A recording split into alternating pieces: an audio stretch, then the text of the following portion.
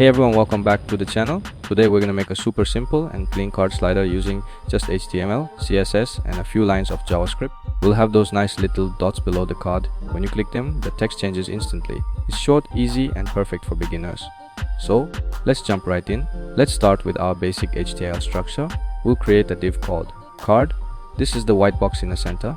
Inside we'll add a heading, a paragraph and the dots for navigation. So here's what I'm typing, and that's literally all we need for the structure. Nice and minimal. Now let's make it look clean. I'll use a stylet tag in the same file to keep things simple. We'll center everything, add a soft purple gradient background and give the card a white color with rounded corners and a small shadow. The dots are super easy, just small circles that change color when active. Now for the fun part, the interactivity. We'll add a script tag at the bottom of the HTML. Here, we'll create a small array called data which holds the title and text for each card. Then a simple show function will change the text when we click a dot. That's it. When you click a dot, it updates the text and highlights the active one.